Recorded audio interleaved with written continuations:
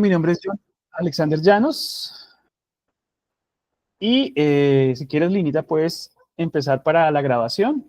Si ustedes autorizan amablemente que este producto se grabe para hacer parte de nuestras redes sociales y de pronto alguna persona que esté interesada en este tema, pues pueda acceder a esta información valiosa. Súper, Daniela, muchas gracias. Sí, adelante. Gracias, Eduardo. Bueno, bienvenidos a todos. Mi nombre es John Alexander Llanos. Soy psicólogo de la Universidad Nacional. Mi experiencia está basada, digamos, que desde que inicié el tema de la carrera, inicié en el ámbito escolar, con un tema muy escolar clínico.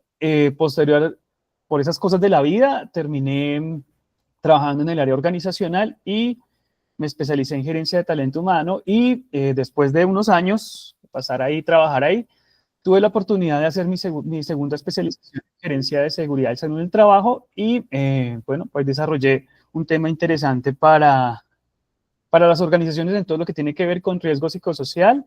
Fue el profesional en el año 2024 quien estuvo participando de todo lo que es la creación del programa de salud mental para el Ministerio de Ciencia, Tecnología e Innovación. Ese fue uno de mis aportes específicos como tal. Y bueno, y la idea de espacio es hablar un poquito acerca de esos líderes en llamas, ¿no? Que es básicamente nuestro centro. Entonces voy a permitirme presentar. Ustedes me dicen si por favor ven ahí mi pantalla.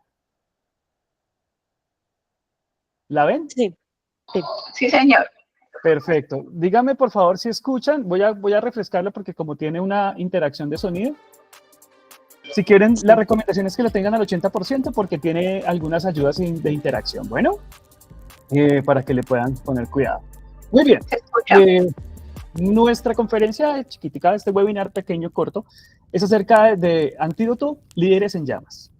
Básicamente, vamos a hablar de la nueva cara del burnout 5.0 en la actualidad. ¿Listo? ¿Han escuchado ustedes la palabra burnout? ¿Si les ha hecho algo de pronto? ¿La han encontrado en algún diario, en alguna revista digital, en algún periódico?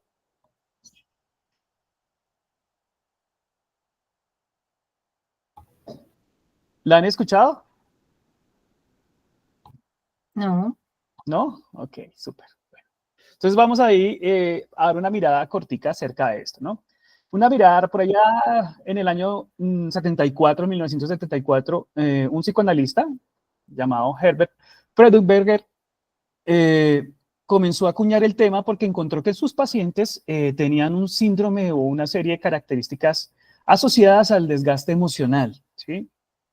Y esas personas eran, digamos, personas que acudían a su consultorio, pero tenían unas características vinculadas al tema emocional, desgaste emocional profundo, y con una explicación o una potencial explicación que tenía que ser con una causalidad en relación al ámbito laboral. Entonces, es la primera persona que atañe, digamos, el término como tal burnout, ¿sí? Que lo encontramos como quemarse, ¿no? Como el quemado, ¿no? También se le conoce, digamos, en la literatura científica como el síndrome de desgaste emocional o desgaste profesional. Y en los años 80, que están acá ustedes viendo esta figura representativa que es Cristina Maslach. Cristina Maslach es quien comienza a trabajar fuertemente en el tema de la salud en el trabajo y se da cuenta ella, efectivamente, desde su ámbito de profesional como tal, que hay una serie de factores que están favoreciendo la aparición de lo que mencionaba el doctor Herbert Freudenberger, que era básicamente desgaste emocional en esas personas, un tema de personalización, que lo vamos a ver más adelante, y agotamiento físico, cansancio y todo lo que tiene que ver como falta de realización o se conoce también como despersonalización. Entonces, ella en el año 80 más o menos comienza ese trabajo fuerte y comienzan a dar frutos, comienzan a hacer las primeras mediciones y ella es la autora original de algo que se llama el MBI, que es el instrumento por excelencia que se utiliza, digamos, y se utilizó de los años 80 para acá en las investigaciones para todo lo que tiene que ver con síndrome de burnout. ¿Listo? La última foto que ustedes ven acá es el doctor Pedro Gilmonte de la Universidad de Valencia, profesor de Psicología Social de la Universidad de Valencia, una de las figuras representativas en este tema de la investigación, en todo lo que tiene que ver con el síndrome de quemarse por el trabajo. En España, él comienza a trabajar este tema de burnout, pero utilizan o acuña el término síndrome de quemarse por el trabajo, ¿de acuerdo? Y tiene una diferencia teórica de pronto, más allá de la que mencionaban antes Cristina Maslach en los años 80. De ahí arranca todo este tema de burnout, ¿sí? ¿Qué es lo que pasa? Este es un síndrome muy particular, entonces tiene unos síntomas que aparecen juntos, ¿sí? Cuando hablamos de síndrome hablamos de unos síntomas que aparecen juntos y se expresan específicamente en deterioro de la vida de la persona. Entonces, si ustedes, las personas que están aquí, se dan cuenta que hay 3 dimensiones particulares que hacen parte de ese síndrome, de esa aparición. Inicialmente, el síndrome arranca con un deterioro cognitivo desde los libros de Gil Monte. Se registra específicamente que ese deterioro cognitivo hace que las personas que brindan servicios a otras, en temas, por ejemplo, como cajeros, personal de la salud, doctores, enfermeras, donde se centró la investigación iniciando todo el tema de los años 80, donde se centró la investigación desde allí, comenzaron a notar que ese personal que atendía a otros tenía estas características o se podía efectivamente caracterizar por estas 3 dimensiones específicas. La primera tiene que ver con agotamiento emocional y físico. Entonces, está caracterizada porque hay personas que cuando padecen el síndrome de burnout o el síndrome de quemarse por el trabajo, quiere decir que esa persona tiene un agotamiento supremamente fuerte. Esas personas pueden dormir y se levantan como si hubieran corrido una maratón. ¿Nos ha pasado alguna vez de pronto que hemos experimentado en algunos momentos de nuestra vida que no me quiero levantar de la cama, me siento supremamente cansado, ya me desperté, mi cuerpo pasó 6 horas, X horas en reposo, pero aún así me levanto y me siento cansado? Uno de los síntomas, digamos que representativos de eso es cansancio, ese agotamiento físico literal, como se menciona ahí. Esa falta de energía y de entusiasmo en general se manifiesta en todo lo que es la primera cara de ese síndrome de burnout, que es agotamiento físico y emocional.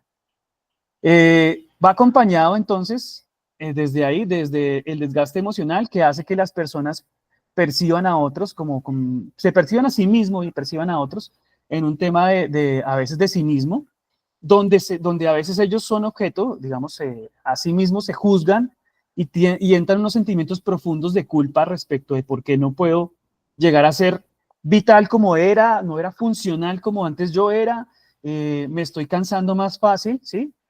En general, y hay una pérdida de entusiasmo por la vida, por lo que yo hago en general, ¿sí? Ahí hay unos efectos bastante descritos en la literatura, específicamente en relación a ello. Entonces, de alguna manera, la primera esfera que hablamos es un cansancio físico y emocional devastador. En la segunda dimensión que podemos ver es que está aquí al lado izquierdo del círculo. Ustedes ven disminución de la realización personal y es baja, ¿sí? La persona asume que es incompetente, se siente frustrado profundamente. Esa persona pudo ir a la universidad durante X años, desarrollar su labor durante mucho tiempo, pero comenzó a sentir efectivamente que con la aparición del síndrome de burnout se siente ineficaz, pierde la autoestima a nivel profesional porque a pesar de que se siente incapaz, insatisfecho consigo mismo, se siente que es incompetente, que tiene baja competencia para ejecutar eso que anteriormente lo hacía tan bien, tan fácil, y básicamente se disminuye esa capacidad de rendimiento en el trabajo, ¿sí? Uno de los efectos, por ejemplo, del síndrome de burnout marcado es que el desempeño laboral va en caída libre. Eso básicamente también es un bucle porque a la persona que experimenta esto, de alguna manera siente que no puede salir de eso tan fácil realmente y se ve a sí mismo cayendo en el vacío, en caída libre, desproporcionadamente, sin saber qué hacer, ¿no? Entonces ese sentimiento de ira, frustración se va llenando, se va alimentando de alguna manera más con el tema de ese desgaste de qué está pasando con los otros seres y conmigo mismo, donde muchas veces algunos cuadros sienten culpa hacia sí mismos por sentirse ineficaces. Entonces, esto realmente causa molestias, muchas molestias realmente, y es un tema bastante que pesa bastante en los pacientes cuando llegan con estas marcas efectivas de lo que es el síndrome de burnout. La otra parte que tiene que ver es con despersonalización, ¿sí? O deshumanización, ¿no? Lo vemos como un estado de alienación donde el individuo básicamente, al verse de pronto enfrentado a situaciones donde tiene que brindar servicio, dar servicio a otros, muchas veces, como lo ve ya a una situación aversiva, una situación conflictiva, las personas comienzan a veces a alienarse, a retirarse de ellos y a cosificar a las demás personas. Básicamente es como deshumanizándolas, ¿no? Viéndolas como un objeto o simplemente, no sé, es básicamente como una sensación donde ellos ya no les importa absolutamente nada lo que pase con la persona. Puede ser que la persona está en afectación emocional dentro de su trabajo, pero la persona no le interesa absolutamente nada al mundo del otro. Entonces se vuelven fríos, distantes, se vuelven cortantes con las personas, groseros, pueden pasar por groseros. De hecho, en un estudio que yo hice en el año 2022, más o menos utilizamos una población de 320 vigilantes para poder tratar de abordar ese problema en esa población que de pronto no había sido tan abordada en Colombia, y ese es uno de los estudios que hice en relación a ello, es que ellos perciben efectivamente esa amenaza o ese tercero, como muchas veces cuando tienen esta tinte de burnout, lo perciben como una amenaza y tienden a despersonalizar efectivamente, entonces se vuelven más crueles. Si están en la entrada de un hospital, las personas digamos que de alguna manera, muestran una mayor tendencia a ser groseros y fríos ante una situación de ayuda, digamos, por decirlo así. ¿Hasta ahí vamos bien? ¿Cómo vamos hasta ahí? Bien, gracias. Sí, bien, muchas gracias. Súper. Entonces, recordemos que esto, para que efectivamente sea catalogado como síndrome burnout, tiene que aparecer estos signos marcados, ¿de acuerdo? Los tres. Si aparece uno, no se puede efectivamente decir que padece el síndrome de burnout, sino que simplemente tiene una tendencia o un patrón de reacción en relación a eso. Quiero darles unos datos aquí interesantes. Aquí hay en este link, que de pronto se los voy a colgar ahí en el chat. Hay una herramienta de test de burnout que está en inglés. Los que les quieran de pronto cacharrear al tema, pueden ahí hacerlo. Este es maravilloso porque te deja ver, hay unas preguntas vinculadas a eso y te da como unos puntajes, ¿de acuerdo? Entonces, a los que les interese, con gusto se lo podemos enviar ahí para que lo pueda hacer, realizar, ¿no? Y saber si efectivamente está muy cerca por ahí de ello.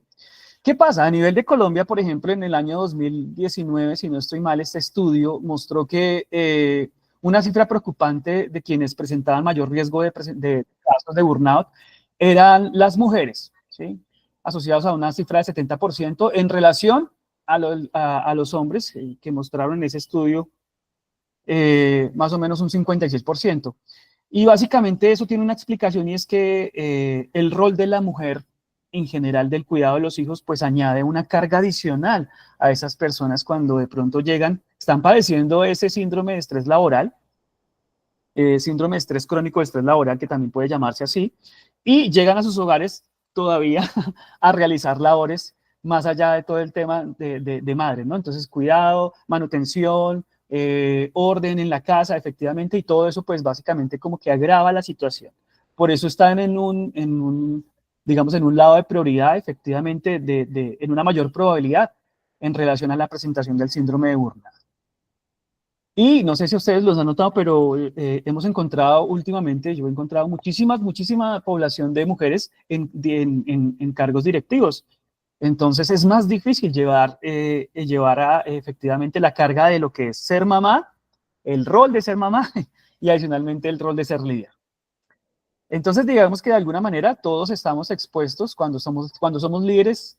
El líder está totalmente en una posición a veces difícil, digamos, de privilegio en el sentido de que está responsable de unos equipos de trabajo, pero también está muy expuesto porque entre más alto están, entre más altos ocupas, más altos cargos ocupan esos líderes, más se hallan expuestos y a veces hasta más solos están, ¿sí? Puede que estén rodeados de personas, pero eso no quiere decir que estén acompañados. Muchos de los líderes a veces están solos, muy solos. Eso también es una condición que puede agravar en general la presentación. No estás solo. Estás en una sala llena de líderes que también están buscando cómo sostener el impacto, sin dejarse consumir en el intento. Muy bien, entonces eso nos da una recomendación, ¿no? Los líderes no estamos solos, pero también estamos con otros líderes hoy, seguramente. Las personas que están aquí, bueno, yo, digamos, particularmente a mis 40, tengo 42 años de edad, fui líder de talento humano en una organización que llegó a tener 4.500 trabajadores y eso es una carga bastante pesada en los temas de liderazgo porque al líder todo el tiempo tiene que estar conectado porque de él dependen muchas cosas. Entonces, estamos en la línea roja, ¿no? Muy bien. Quiero que hablarles aquí rápidamente de los factores externos e internos. Hay unos factores externos, unas causas externas que tienen que ver, por ejemplo, con temas laborales. Acuérdense que el tema del síndrome de burnout está expresado básicamente en función de un ambiente laboral, ¿de acuerdo? Si se expresa o si se alimenta de otros factores exógenos al trabajo, puede ser que ese cuadro esté más por los lados de una patología de estrés. Pero digamos que en función de las causas externas hay sobrecarga profesional, identificada como una de las variables, hay falta de reconocimiento, por eso el reconocimiento en las organizaciones es tan importante. Hay una discriminación o falta de imparcialidad cuando tenemos empresas donde de pronto hay inequidad en general o percibimos en los equipos de trabajo que hay inequidad, pues eso efectivamente es una causa externa. Poca influencia sobre las tareas diarias, entonces de pronto no hay tanto poder de autonomía. Acoso moral o conflictos, si tenemos un ambiente laboral muy conflictivo, muy tóxico, como llaman ahora los jóvenes, pues bueno, se nos puede volver también una situación, un factor importante para la presentación de burnout. Si tenemos falta de apoyo porque nosotros o no tenemos a quién delegar o tampoco no sabemos delegar, también va a ser un factor que pesa. Y una fuerte presión por plazos y tiempos muy reducidos, ¿sí? Tiempos críticos de entregar cosas de pronto muy demandantes y muy poquito plazo, ¿no? Para ello. Las causas internas tienen que ver más con temas propios del individuo y aquí ya sabemos que de pronto la autoexigencia, si somos perfeccionistas, si nos autoexigimos mucho, bueno, ahí vamos a tener problemas porque son rasgos que van a aportar efectivamente a la presentación de un cuadro de estos. Una fuerte necesidad de reconocimiento, entonces si yo siempre estoy buscando esa fuerte necesidad de que me reconozcan porque yo he hecho ese buen trabajo, pero no hay ese ambiente de reconocimiento, pues eso me va a pesar en últimas, ¿no? Una tendencia marcada a la autocrítica, entonces cuando yo me equivoco, porque como soy perfeccionista, entonces yo me doy duro, yo voy al espejo, lloro, me golpeo a sí mismo porque digo, ¿cómo fue posible que yo no pudiera mirar esto? ¿Por qué no lo pude hacer? En general, digamos que esos autorreproches vienen de esa manera. Inseguridades que podemos a veces manifestar, ideales o metas a veces que nos planteamos que son inalcanzables, ¿sí? O incapacidad para poder decir no en general, que es una habilidad que tiene que ver con inteligencia emocional, con comunicación asertiva, la habilidad de decir no necesito esto o no lo voy a hacer en este aspecto o me voy a detener en este momento, ¿sí? Porque fíjese algo y es que los líderes de hoy casi que no podemos decir no. Primero es un pecado decir no y segundo es a veces mostrar esa incapacidad a veces en algunos momentos pues nos deja en desventaja y creo que a ninguno nos gusta percibirnos de esa manera. ¿De acuerdo? ¿Hasta ahí vamos bien? Sí, señor. Muchas gracias. Entonces estamos aquí en una cultura de alta demanda completa, ¿sí? Es una serie de patrones en los que vivimos. Y acá quiero darles un tema que es, vivimos en modo always on, todo el tiempo prendidos, ¿sí? Estamos gestionando equipos, agendas, emociones, corriendo de para aquí, firme aquí, no sé qué, corra, oiga, responda al correo, ta. Estamos respondiendo 3 mensajes, conectados a 3 reuniones distintas. ponemos a la inteligencia emocional para que nos haya, a la inteligencia artificial para que nos tome notas. Sí, eso es lo que está diciendo es que tenemos una cultura de digital sin límites. Entonces, acá hay algo importante y es que entre más hiperconectividad tengamos, eso más energía nos está drenando como líderes muchas veces. Entonces, más visibles digitalmente somos, menos presentes estamos energéticamente. Y eso es súper claro. En medio de esa saturación y esa cultura, efectivamente, las respuestas a veces se requieren ser inmediatas y requieren adicionalmente una cuota extra de sacrificio. Entonces nos ponen en una medida supremamente delicada porque tenemos que correr con todo. Ahí ese es el tipo de líderes que, y si ustedes se dan cuenta, aquí vemos un líder en llamas en general, ¿de acuerdo? Por esa cultura 5.0 que es todo tiene que estar ya. Bien, ¿cómo construimos el antídoto ya para cerrar? Importante. 1, límites inteligentes. Entonces no se trata de decir no todo el tiempo, pero se trata de decir, oiga, venga, sí voy a hacer esto que de pronto tiene que ver con mi vida personal, con mis espacios, ¿no? Tengo que cerrar el no para decir no voy a trabajar después de las 6 de la tarde para esto y tengo que estar con mi familia para este momento. Tengo que hacer eso y eso me ayuda a algo que se llama recuperación activa, que es el número 2. Descansar no es solamente dormir, hay personas que solamente están durmiendo y piensan que eso es descanso. No, es básicamente tener espacios profundos donde podamos detenernos. Hay algo interesante y es que hay uno de los hábitos que están vinculados al tema de grandes liderazgos, tiene que ver con conversaciones propias que tienen esas personas consigo mismos, con momentos para analizarse. ¿Cómo voy en el camino? ¿Qué estoy haciendo en mi vida? ¿Sí? Procesos conscientes básicamente de reflexión, ¿sí? Poder parar, poder detenernos y poder decir, yo me quiero desconectar un momentico de este aparato, voy a dejarlo por acá. Espacios específicamente para nosotros. Eso nos ayuda a tener una recuperación activa. Entonces, eso es súper importante en general para nosotros, hacer ejercicio, determinar efectivamente hacer ejercicio, alimentarnos de una manera diferente, practicar aquellas cosas que de pronto dejamos de hacer, hobbies, si le gustaba la música, si le gustaba la pintura, si le gustaba la escritura, si le gustaba ir a mirar de pronto una obra de teatro, si le encantaba todo eso que tiene que ver con el arte, todo eso llena y ayuda a generar oxígeno y a tener una recuperación activa a los líderes. Entonces, súper importante que nosotros tengamos espacios para ello. Visitas de los familiares, visitar a ese familiar, visitar a ese papá, visitar a esa mamá, visitar a esos hijos que no vemos particularmente porque estamos enrolados todo el tiempo en nuestro rol de líderes y no tenemos tiempo para ellos. Visitarlos, pasar tiempo con ellos, desconectarnos, porque eso lo que pasa es que si no lo hacemos, nos pasa factura tarde, cuidado. Y más allá está el tema de autocuidado ejecutivo, que es básicamente determinar ese autocuidado, ¿sí? Sostener ese foco de claridad que necesitamos cuando lo planeamos y decimos voy a tomar esta clase de danza, voy a tomar este tema, específicamente esta clase de violín, voy a hacer esto porque lo necesito como ejecutivo, ¿no? Necesito cuidarme, necesito espacios efectivamente para recargarme, ¿de acuerdo? Y eso nos ayuda a recuperar foco, ¿sí? Básicamente por ello. Bien, hasta ahí creo que son las 3:30 y digamos que voy corriendo un poquito porque sé que tenemos 30 minutos y debemos ser juiciosos con el tiempo.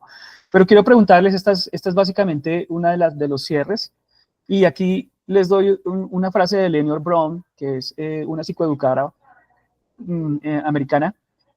Cuida de ti mismo, no puedes servir desde una taza vacía.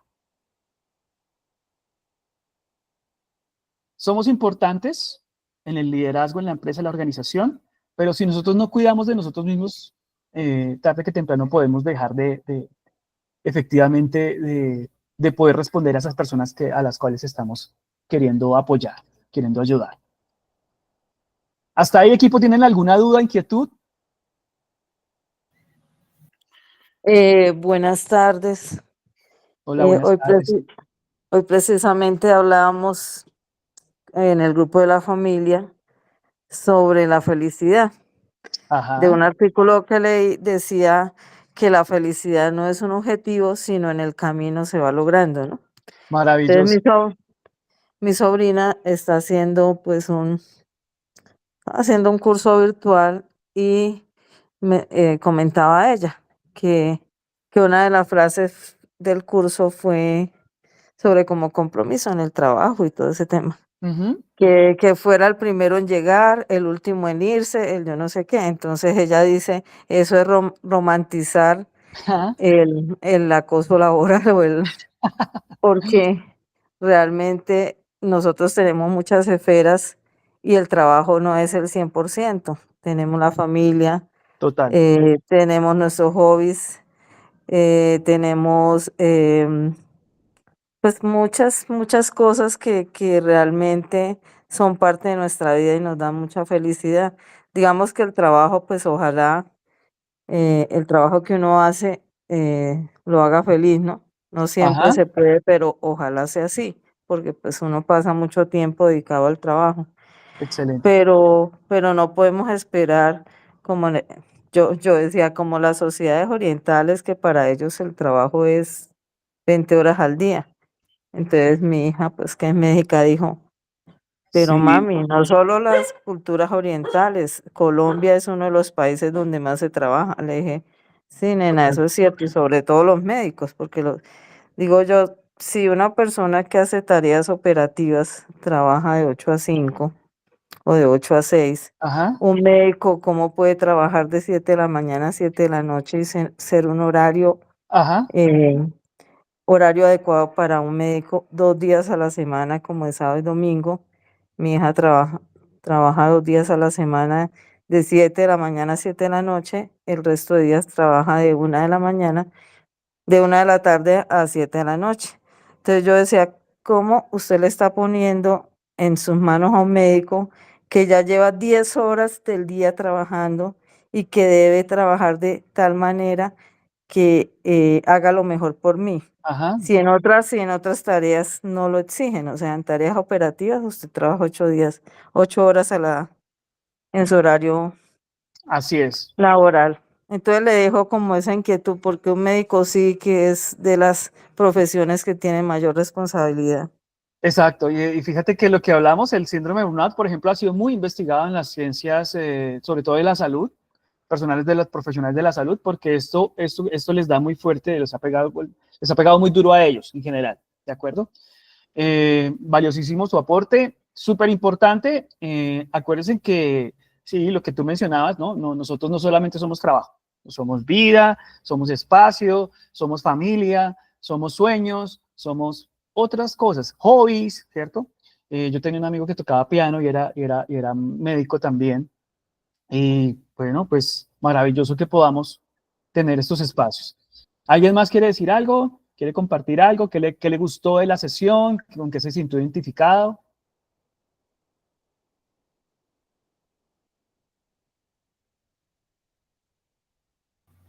Pues me parece interesante como el autodiagnóstico que nos compartes, porque hoy en día, y lo digo por tema familiar acá personal, es que ya no hay trabajos, muchos trabajos ya no son como antes que te contratan por término indefinido, cosas así, Ajá, sino que ahora tenemos muchos trabajos por prestación de servicios y trabajamos en diferentes puntos. Entonces, a veces detectar esa fatiga o ese síndrome de burnout no es fácil, porque no es la repetición de una actividad en un punto específico, sino que, digamos, son múltiples tareas que tú estás haciendo en diferentes partes. Entonces, excelente. Ujú. no hay quien te lo diagnostique, porque en cada parte tú haces un espaciecito muy corto, pero al hacer la sumatoria de todas esas actividades que tú haces, es cuando uno mismo puede identificar eso. Entonces, me parece muy chévere la herramienta que nos estás compartiendo, porque sería como una forma de hacerse un autodiagnóstico, a ver qué tan en ese límite estoy y qué actividades debo hacer para salirme de ese riesgo de caer en eso, ¿no? Exacto, exacto. Ahí hay un tema súper interesante y es que, digamos, en alguna medida, digamos que la figura de las condiciones laborales en general del entorno pueden favorecer la aparición de, por ejemplo, la aparición y el avance de una enfermedad que tiene que ver con este tema de ambiente laboral. Eso es algo muy interesante, por ejemplo, porque cuando tenemos un empleador, efectivamente, digamos, por decirlo así, hay una cobertura distinta que cuando tenemos de pronto prestación por servicios. Entonces es casi que la responsabilidad queda en el aire, en ese contexto, para todos esos temas, y que eso, digamos que de alguna manera involucra un dinamizador al tema de la aparición y la evolución de los mismos síntomas vinculados a lo que habíamos. Discúlpame, es que no han colocado el link de lo que tú nos dijiste. Están 2 veces, colocaron el link, fue de asistencia. Pero Ok. para ver Yo si nos miro por ayudan acá, eso. si lo puedo compartir. O si quieres, mira, acá si me lo deja copiar, creo que no me lo deja copiar lo que estoy presentando. Pero si quieres, Eduardo, te voy a dejar mi correo y me escribes y yo con gusto te lo envío por ahí. ¿Te parece? Ok, muchas gracias. Acuérdese que para el tema de la presentación de lo que es o sea, esta herramienta que les voy a facilitar haz de cuenta, como un screening, que es básicamente una prueba rápida para determinar ciertos síntomas, pero no es una prueba para un diagnóstico, ¿no? Para el diagnóstico necesitamos un profesional de la salud que valide efectivamente que tenemos todo ese tema, ¿de acuerdo? Listo, ¿alguien más que quiera de pronto decir algo, que quiera aportar algo, que quiera algo que le gustó de las personas que están en la audiencia? De verdad agradecerles.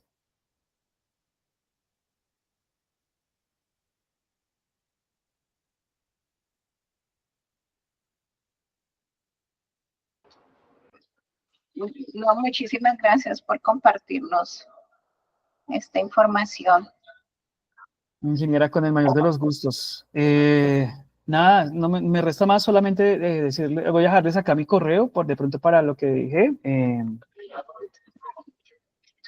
John.llanos @poetex.com. Y el que guste, claro, yo le puedo enviar el instrumento para que de pronto se lo aplique y revise qué temas hay interesantes y qué hallazgos de pronto, de manera sincera, se puede usted confrontar en relación a él. ¿Listo?